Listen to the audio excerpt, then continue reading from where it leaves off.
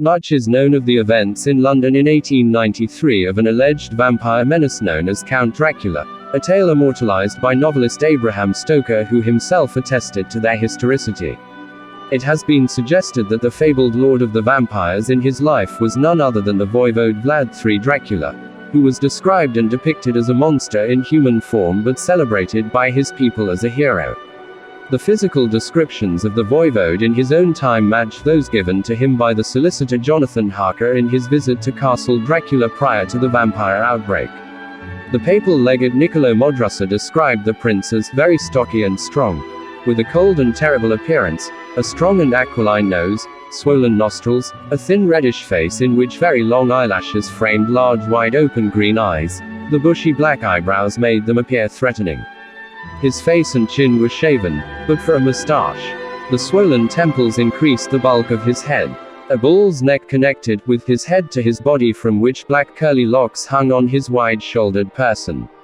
Harker likewise described Count Dracula's appearance in his journal. His face was strong, a very strong, aquiline, with high bridge of the thin nose and peculiarly arched nostrils, with lofty domed forehead, and hair growing scantily round the temple, but profusely elsewhere. His eyebrows were very massive, almost meeting over the nose, and with bushy hair that seemed to curl in its own profusion. The mouth, so far as I could see it under the heavy moustache, was fixed and rather cruel-looking, with peculiarly sharp white teeth. These protruded over the lips, whose remarkable ruddiness showed astonishing vitality in a man of his years. Similarly, it has been argued that it was Castle Penery which Harker visited to see to Dracula's plans of moving to London. Known as Vlad the Impaler's most well-defended residence, the stronghold was created in violation of the law at the time that no voivode could construct for himself a fortress. Harker's descriptions of the Castle Dracula he had visited match this stronghold. The castle is on the very edge of a terrific precipice. A stone falling from the window would fall 1,000 feet without touching anything. As far as the eye can reach is a sea of green tree tops, with occasionally a deep rift where there is a chasm. Here and there are silver threads where the rivers wind in deep gorges through the forests. The fortress of Penery was not located in the Borgo Pass, as is described in the story, but this discrepancy may have been one of Stoker's artistic liberties alongside forging a secular background to the Count. A deleted chapter also details the destruction of Castle Dracula through a great volcanic eruption after the vampire's demise, in a similar fashion to how the fortress of Penery had, over the centuries, been ravaged by earthquakes which had reduced the stronghold to a modest ruins. While these connections have invoked some interest among those studying the origins of the fabled Carpathian vampire, recent findings unveil a complex past more vast than has been commonly assumed.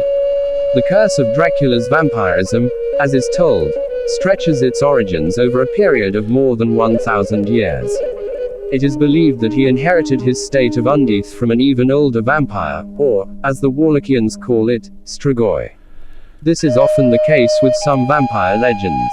If the tale is correct, then the Lord of Vampires himself was merely a pawn in a game of sorts, greater in scope than his rampage in England or reign as voivode. The origins of the story go back in time to ancient Transylvania, a land known at the time as Dacia. Bram Stoker was not ignorant of the legend of the Solomonari, a class of sorcerers in Balkan legends who had power over the weather. They are likewise known in the Magyar language as Garaboncias. These were mentioned in Scottish traveller Emily Gerard's work Transylvanian Superstitions, which stated that the Solomonari were taught by the devil himself under the Carpathian Mountains. The Solomonari obtained their knowledge from a mysterious character named Unila, sometimes called an archdemon. He took his 10th scholar as his own and made him ride the Balaur to invoke hail upon those deemed deserving of punishment. The Solomonari are not always looked upon as creatures of evil, but they are almost always feared, for their wrath, if earned, was difficult to escape. Unila was said to have grown up as a peasant in the time of King Decibel, whose territorial scope remained unmatched until perhaps the reign of Voivode Michael the Brave. The gold treasuries of his kingdom drew envy from some of Rome's greatest emperors, who sought them for their own. As a young man, Decibel was said to have fallen in love with Inyalele, the Wallachian forest nymph, and sired a daughter with her whose name was Barbadocia. She turned his daughter into a mortal woman but asked him to raise her properly as a princess of the kingdom. But wary of allegations of having relations with the supernatural, Dracula disguised her as a shepherdess and told her to live a simple life in the mountains. Dracula then married a mortal woman. The Ulele was not pleased, and she promised him that she would make his daughter's life miserable. Meanwhile, the peasant Unila chanced upon Dispal's daughter, who obtained her ethereal beauty from her mother. He fell in love with her at first glance, but knew that she would turn him down, as she did to countless other suitors who asked for her hand. Looking for a way to impress her, Unila turned to the study of magic. It was then that Unila discovered his hidden talent. His quick progress in the art astounded his peers, but he had a stubbornness and refusal to comply with many of their rules. The Solomonary, or as they are more properly called, Salmoni, meaning men of Salmoxes, god of the Dacians, were forbidden from most of ordinary men's pleasures, such as wine, exquisite food, marriage, and the like. They took an oath of a simple life, preferably without a home. Anila's affair with Barbadocia became suspected among the Salmoni, and this did not please them. But most tolerated Anila's general disobedience due to his great talent. Eventually, however, Unila overcame many of his flaws and rose up the ranks of his order, but he tried to keep his affair a secret. During Dispal's war with Emperor Domitian, Trajan, then a Roman legionary commander, set his gaze upon Barbadocia during one of his patrols in the Carpathian Mountains. He could not take his eyes off her, and told his men to capture her. Barbadocia did not reciprocate his feelings, so he told his men to incarcerate her in their camp. Trajan ascertained her that she would love him, too, in time. Barbadocia cried out in despair for her father, whom she was angry at for failing to protect her. One night during her captivity, a large rat entered her cell and unlocked the door. The rat transformed into a young man, who was of an unremarkable appearance. But his heroism won her heart, and Unila and Barbadocia fell in love. Decibel eventually won against Domitian, and he was hailed as Dacia's greatest king. All thought that Rome itself was not powerful enough to challenge it. But Trajan, now emperor, vowed to avenge Domitian's defeat and prepared a massive assault on Sarmizegetusa, where Dispal's palace stood in the Transylvanian Alps. His army was unlike anything the Dacians had ever seen, and Dispal's troops were driven back. The great king had to flee to the mountains and adopt guerrilla tactics, praying to Salmoxis to help them turn the tide of battle. His cries for help did not go unanswered. Through the leadership of a great white wolf, unmistakable for its enormous size and terrifying appearance, the wolves of the Carpathians rushed to the aid of Dispal's troops. They ambushed Roman camps in the night and caused panic and terror among the Romans. The Dacians knew that this was a sign that their prayers had been answered. Trajan then grew angry with the news, and told his men to inform the Dacian villagers that if they did not bring to them the head of the white wolf, not one of them will be spared. Fear struck the hearts of the Dacian villagers. They seized every wolf they could find and slaughtered it in the hopes of convincing the Romans to spare their lives. The white wolf and his skin fled back to the mountains, shocked by the betrayal of his own people. With their help now gone, they could only watch in grief as the Dacians lost their battles once more. Unila grew enraged that his own folk could be capable of such treachery, and decided to turn himself over to Trajan, promising support to the Roman emperor and saying to him that his people no longer deserved his loyalty. With Unila's defection, Dacia's defeat was hastened, and it did not take long for the Romans to reach Sarmizegetusa and raze it to the ground. The sacred temples were not spared in the rampage, and the Romans plundered Dispal's gold treasuries. But not all was stolen. Decibel enlisted the help of the Gidovi, the giants of the Carpathians who pledged themselves to guard the wealth of Dacia, to divert the course of a river which flowed past his palace and from the dry river bed formed, had them cover up the remaining gold. It is said that after his most loyal men were slain, Decibel himself took his own life to avoid capture. Upon hearing the news, Barbadocia lost herself in an immense grief. She was being pursued by Trajan's men and, knowing that she would once more be taken captive, prayed to Salmoxis to take her life. Though the god did not heed her request, Unila saw her surrounded by the Romans and, in a haste, cast the first incantation that sprung to mind. Barbadocia, his beloved, was turned into a pillar of rock, and Anila fled the scene in an anguish. But the god of the Dacians took pity on her and asked his priests to turn her back into life after the Romans left. But they warned her that her love for Anila was forbidden, for a soul as treacherous as his could only hope to corrupt her. They told her that she must no longer see him, and if she tried to, she would again turn into a stone, and for a final time. Trajan celebrated his victory over Dacia as one of the greatest in his reign. With the wealth he took from the land, no Roman was required to pay taxes for 1 year. The Romans erected a great column which hailed Trajan's triumph over Dacia's most formidable king. But Anila wanted revenge. Although he blamed himself for the fall of his people, Anila's great hatred found victim in Trajan. He promised the emperor that he would teach him his secrets and the key to immortality if the emperor would visit him alone in a cave. Trajan was tempted by the offer, but was wise enough to bring with him some guards secretly. But Anila was not to be fooled. He cast the men into pillars of stone and reminded Trajan of their agreement, but still carried on with his promise. Then Anila cast his most terrible spell on Trajan. "You are now indeed immortal," he said, "but you are bound to this cave for all time, unable to leave unless you destroy yourself. You will feast only on the blood of the living, and can be released only through the request of a mortal. This is your payment for what you have done to my people." "Then you are indeed the most vile of creatures," Trajan said. "For you shift the blame of betrayal away from yourself, who are responsible for the tragedy wrought upon your land. Hear me out then. I shall wait for all eternity for the one willing to release me from this cave, and I shall share with him my power, that we may together invoke our wrath upon you on that day." And at that, Anila vanished, his darkened spirit satisfied at the completion of his vengeance. But his guilt never left him, and he wandered the wilderness aimlessly, cast away by the memory of his people as a demon who sold them to the enemy. Eventually, however, he set himself on one more goal before he could leave the world in peace, to redeem his sin through saving his land in the future when it would once more be most in need. Barbadocia spent years searching for her lost love despite the warning she had heard.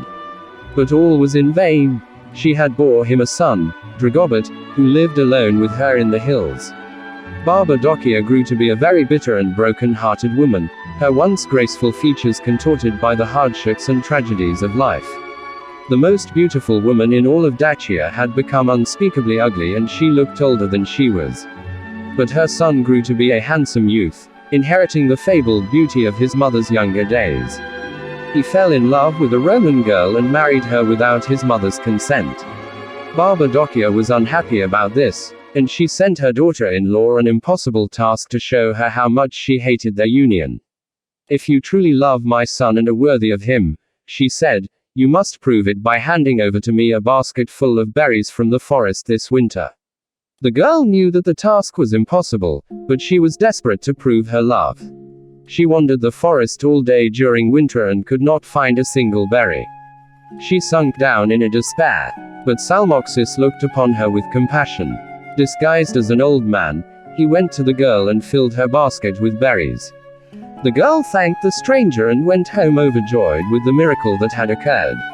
When Barbadocia received the basket full of berries, she was mesmerized and could not figure out how the task could have been accomplished in winter. She realized that winter must have ended earlier than usual, and remembered that her lover Anila could change the weather at will. Thinking that her lover had returned, she journeyed to the mountain where they would meet together and brought with her a coat to keep her warm. But as Barbadocia climbed the mountain, she felt the wind getting warmer and removed her cloak. At the top of the hill she saw the robed figure of Anila, and ran to him brimming with happiness. Never for so long a time had her spirits been filled in this way, and it is said that her features had once more become beautiful. Anila was surprised that she had looked for him, for he knew the curse that was about to follow. He asked her why she had come to find him when it had been made clear to her that she would perish if she chose to return to him. "I cannot bear to live without you," she said. "I cannot permit myself to die without seeing you one more time. Now that I have, my life is complete." Barbadocia and her lover embraced one last time, and as she smiled, Her youthful beauty returned and, as promised, she became a pillar of rock one last time. Anila was happy to have seen his beloved barber Dracula before her death. But as a wizard he had many years more left before him, centuries, for he was very powerful in magic. His guilt was not yet removed, and he had decided to keep his pledge of redemption. 1,000 years later, the legendary Prince Radu the Black built a tower on the hill over the river Argeș in the Transylvanian border. It was to serve as his personal fortress retreat, but he had more occult interests in mind. He followed the voices of the wind, trusting his senses that the location for his new fortress had a special significance. When the tower was completed, he dug a tunnel beneath it in secret and there discovered a cave where Anila, now of an ancient age, meditated. Prince Radu, also named Prince Basarab or the Black Voivode, implored Anila to send him an ancient blessing. Anila had grown very tall over the centuries despite his wizened appearance. He told the prince that his lineage would, under his influence, bring back the glory of ancient Dacia which he had betrayed many centuries ago. He said that he would use his descendants as an instrument of redemption. Wallachia, the country that the prince would rule, would bring about a revival of the glory of Decibel which had been curbed by Roman conquest. With that, Prince Radu died an optimistic and hopeful man. It was not in the nature of the Salmon to aid without being called upon, however, so it took a long time before another voivode would seek Anila's assistance. Anila was eager to fulfill his promise and find the right time to accomplish it. Wallachia was now under threat, on the verge of Ottoman conquest. It was his time to act. In response to this new danger, King Sigismund of Hungary founded the Order of the Dragon, a society of knights dedicated to battling the Ottoman Empire. But Sigismund was not interested in merely creating yet another crusade. He felt that it was time for Europe to delve into its pagan roots and seek out the supernatural forces that its ancestors used to worship. The Order's intentions were thinly veiled, for the dragon was commonly associated with the devil. But as Holy Roman Emperor and a very powerful man, Sigismund was difficult to oppose. One of its most zealous members was Vlad II, voivode of Wallachia. To signify his membership, he called himself Vlad Dracula, or Vlad the Dragon. He was willing to covertly seek out the occult to aid in his conflict with his enemies and the Ottoman Empire. It was through this that he came in contact with Anila. Upon Vlad's request, Anila taught him some of the secrets of the Solomonry. He told him that either he or his bravest son would safeguard the land from the Ottomans. To ensure this, Anila recommended to Vlad that he keep his heirs safe by surrendering them to the Sultan's court to keep them safe from harm. But because of this, some treacherous boyar nobles accused him of treason and had him and one of his sons assassinated. His two heirs, Radu and Vlad, were educated in Sultan Murad's court. Radu grew loyal to the Ottomans, but Vlad was stubborn and disliked them. When Vlad succeeded his father as voivode of Wallachia, he quickly established a reputation in his land as a cruel but just leader bent on absolute control on an obsessive level. One such story recounts how, when a merchant was robbed, asked the voivode for help. "I will ask you to return here once we have found the criminal," Vlad said. "Then you will get back the money you had lost." The next day, he was summoned to Vlad's court. A curtain was drawn in the area where the voivode sat, and he handed over a bag to the merchant from behind containing the exact amount stolen from him, but with one extra coin. Vlad asked the merchant to confirm if it was the same amount as before. But the merchant was surprised to find out an extra coin, and told this to the prince. The curtain was drawn up, and the macabre sight of the robber's impaled body was revealed. "I was the one who put that extra coin," Vlad said. "Had you not been honest with the amount stolen from you, I would have had you impaled with this thief." But the stories that portrayed Vlad III, the voivode Dracula, in a good light were few. Most depicted him as a monster in human flesh, a cannibal who took pleasure in wanton murder. But he still had the boys to deal with, whom he blamed for the deaths of his father and brother. Seeking vengeance and to ensure that he was followed unquestionably, he first asked them for money to construct a fortress in the mountains. He was not permitted to do this but felt that, as voivode, he should be able to do as he pleased. But the boys did not want to follow him and believed that they could bring him under their yoke, as they had done to his forefathers. He then invited all of them, and those responsible for the murder of his father and brother, and their families, to a decadent feast in his princely court on the Easter celebration and made them drunk in the evening. Then he forced them, including their wives and children, up Mount Albina, the hill where his ancestor Prince Radu the Black's tower stood. He then explained to them his command. "You would not give me the money I needed," he said. "Well, keep it. I will not have you killed to chastise you for your revolt. But I condemn you all, just as you are, to build with your own hands a fortress on the top of Mount Albina. I wish it to be the largest, the best, and the most impregnable of all which I possess. You will not leave the mountain until all is finished. My soldiers have the right of life and death over you, to force you to carry out my instructions." Few survived the work, and those that did were impaled. Not one was spared. Vlad thought that merciless cruelty was the only way to ensure his supremacy as leader, and he thought it was the way to cleanse his country from traitors and strengthen its integrity. He called himself Dracula, which meant son of the dragon, but also meant son of the devil in his native Wallachian. His enemies took advantage of this name to portray him as a devil, but he unashamedly used his title as a way to strike fear into them. When his fortress was completed, the prince ensured that there were escape routes that led into the river below. He had a tunnel that led underground dug up, and through this, met Unila the sorcerer who had helped his father. Vlad saw this as an opportunity and requested the sage to accept him as pupil. Of the 10 students admitted into Unila's tutelage, 3 went on to become legendary leaders in European history.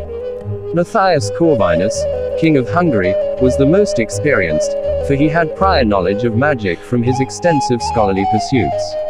Stephen the Great, voivode of Moldavia, was the most cunning and fastest in his progress in the field. But Vlad Dracula's uncompromising character attracted Unila the most. Thus, though he was not initially as skilled as the 2, he was chosen as his most prized pupil and given the task of taming the Balaur who dwelt beneath the lakes, and through riding it, learned to influence the weather and seasons, and to bring hail or storms when it was necessary. He also sent Vlad some of the ancient gold from Dispal's treasury to help finance his rule and military exploits. These riches were stored in the vaults buried beneath the castle. But the other Solomonari disliked Vlad's excessive cruelty and were angry that Unila could support such a vindictive leader.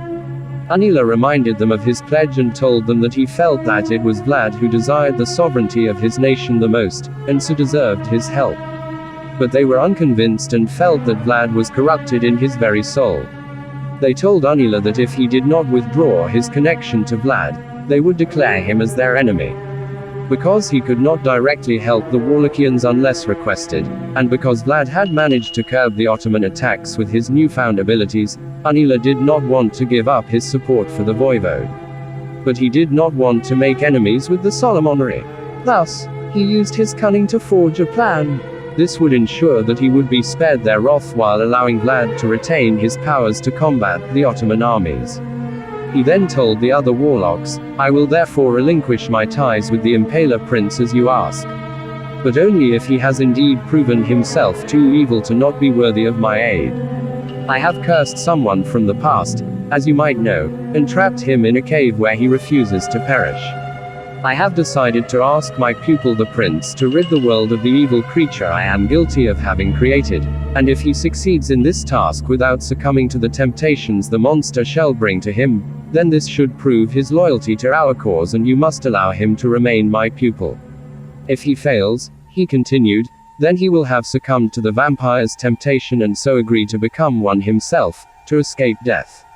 Thus will I relinquish my support of him. And this shall also bring to me the new threat of the one I had cursed in the past, freed and ready to trouble me as he had promised." The Solomonari were confused with the proposition, but decided to agree. Unila approached his pupil Dracula and told him, "I am at odds with the Salmoni, who I must never betray, for we work in the interests of Lord Salmoxis who watches over these lands. They distrust your integrity and feel that I am collaborating with evil. Because of my past treachery, they view me with disdain. Therefore, I shall ask you to prove them wrong. To test your intentions, I give you the task of slaying a vampire I have produced in the mountains who remains bound to a cave I had trapped him in. This monster is as clever and cunning as I am and will tempt you with the promise of immortality. Therefore, it will be difficult to refuse his offer. But you must do so, lest you sever ties with me and thus declare me and our order your enemy. Thus he set out the prince on the task, telling him to bring a sword of silver to slay the monster with. But even the mighty Dracula's resolve was shaken with the rhetoric of the creature he was confronted with. You were sent here to destroy me, I see. But even your friend knows that my offer is too tempting to resist, he said. You will therefore not decide to destroy me as you were told to, but accept the gift of immortality enjoyed by only the likes of your friend's caliber of sorcery, or the creatures of the undead the likes of him have dared create. After this, I shall aid you in whatever you wish for, and we will remove your friend from our path, for he will see to your destruction, in fulfilling his role as an enemy of evil. I have pledged myself to destroy the Ottoman menace and I shall secure Wallachia's sovereignty myself. I have no need of outside support, replied the voivode. The monster was persistent in his offer. But surely you are wise enough to figure out that your successes are indebted to your sorceries. If not for that, you would not win over the Ottomans. You decide, as voivode, to use fear and savagery to turn the tides of battle to your favor. But know that this route is a double-edged sword, for your reputation for cruelty could give your enemies from below an incentive for revolt. I remind you now that your successes in battle and surety as sovereign can only be ensured by our assistance. The voivode, at last, was convinced.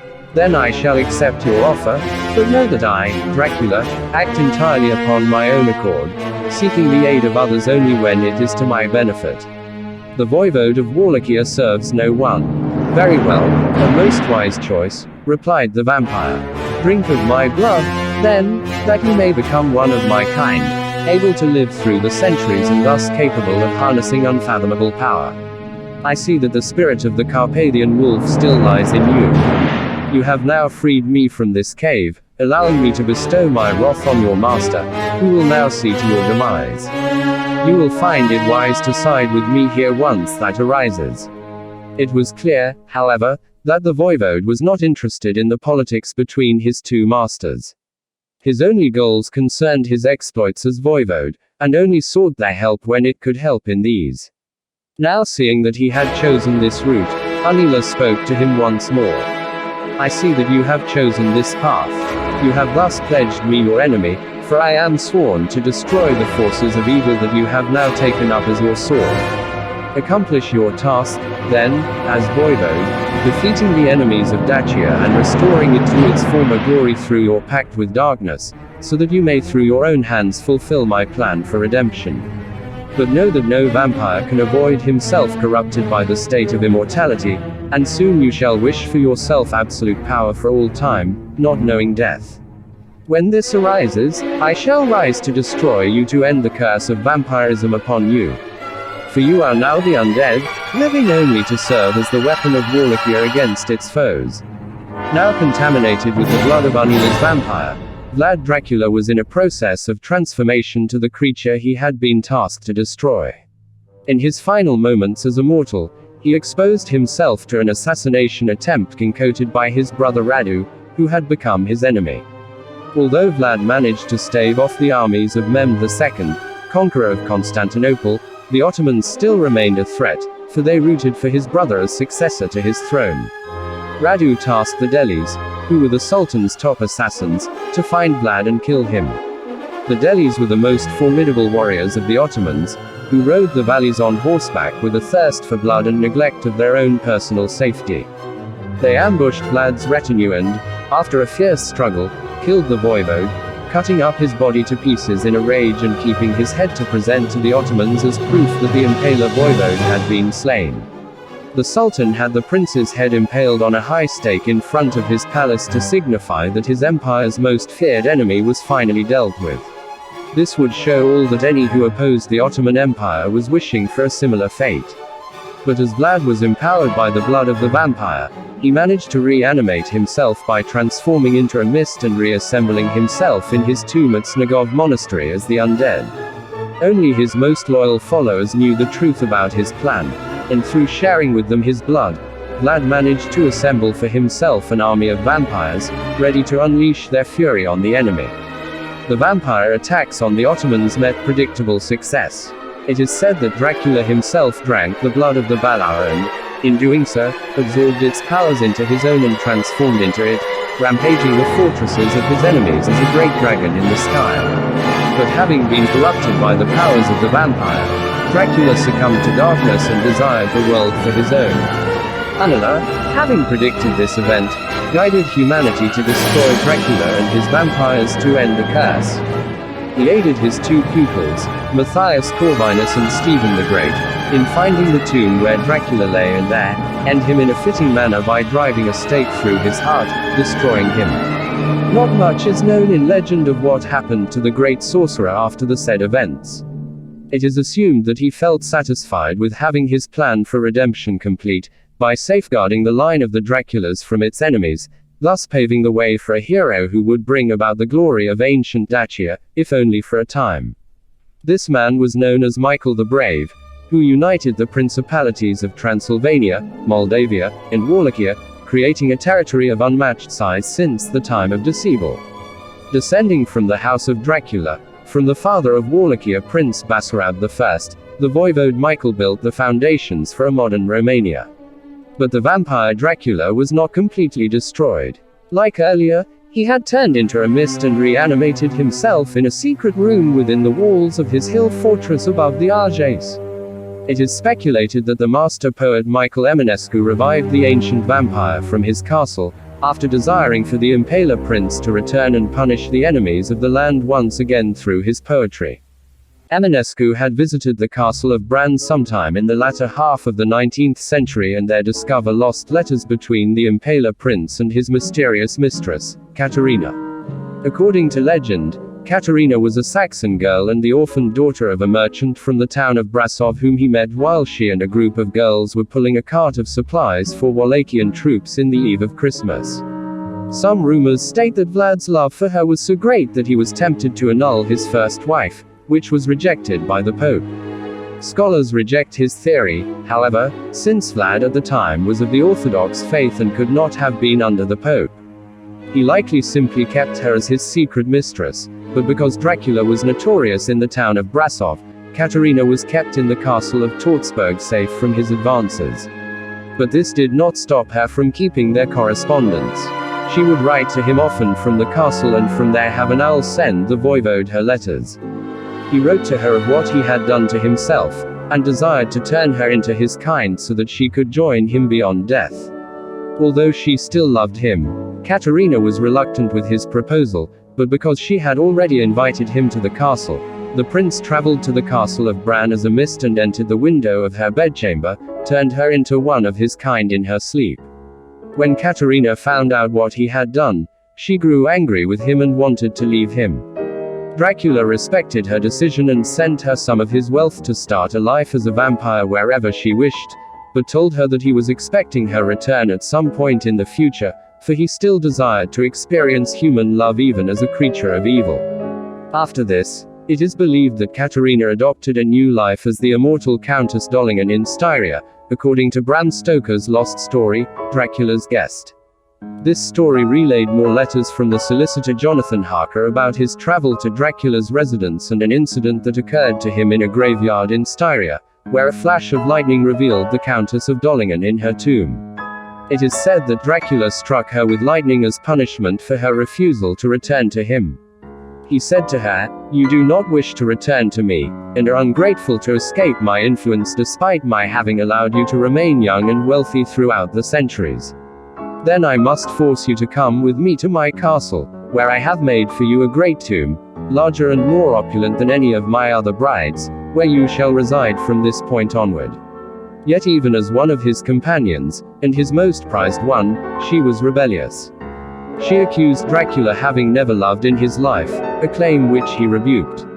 "I too can love, you yourselves can tell it from the past," he told his vampire brides. Because the voivode Dracula was said to have favored her over other women, we have reason to believe that the Countess d'Ollingen and the mistress from Brasov are one and the same. They also share the same appearance and ethnicity, a woman of Germanic descent, described as having blonde hair and piercing bright blue eyes. Harker, upon being almost having fallen victim to the Countess d'Ollingen, stated of her, she was fair as can be, with great masses of golden hair and eyes like pale sapphires. I seemed somehow to know her face, and to know it in connection with some dreamy fear, but I could not recollect at the moment how or where, referring to the earlier incident at her tomb in Styria. Van Helsing, upon discovering her lying in her tomb in Castle Dracula, uttered, I find in a high great tomb as if made to one much beloved that other fair sister. He was so fair to look on, so radiantly beautiful, so exquisitely voluptuous, that the very instinct of man in me, which calls some of my sex to love and to protect one of hers, made my head whirl with new emotion. It is said that it was when Eminescu discovered these letters that he was inspired to write his masterpiece, Luciferal, which expressed his love for the woman Veronica in the form of a story between an immortal spirit wishing in vain for a mortal girl to join him in the astral plane. Some also believe that it was through this experience that he wished for the Impaler Prince to return and once more enact his harsh brand of justice in the country. Because the vampire could only be invited by the will of a mortal, it is thought that this poem was the cause, for it was written just a few years before the vampire outbreak of 1893 in London. The poet Eminescu died of mysterious circumstances a few years later, after being admitted to a psychiatric asylum for mental illnesses not unlike the lunatic Renfield from Bram Stoker's story. It is thought that Dracula desired military glory one more time before being vanquished, perhaps, forever. He would invite an English solicitor to his ruined castle, damaged by earthquakes over the centuries, and arrange for a residence in London, capital of the greatest empire of all time. It is believed that Dracula wished to contaminate English high society and possibly Queen Victoria herself, so that he could relive his past glories. But as the tale was told, good had once more triumphed, and a team led by Dr. Abraham Van Helsing managed to find Dracula's tomb one more time, and then as before, destroy the vampire. It is not known whether Unila was alive to witness these events. Indeed, it has been speculated by some that he had a hand in the vampire's demise again. It is also unclear what Trajan the vampire did or whether he is still alive. But it is believed that Abraham Stoker's novel was indeed a true story, compiled from various existing letters that the author had embellished in the guise of a tale of fiction for contemporary readers. Some think that Dracula the vampire is still alive. Nevertheless, with this information the race of the living are fully prepared for yet another threat from the Lord of Vampires.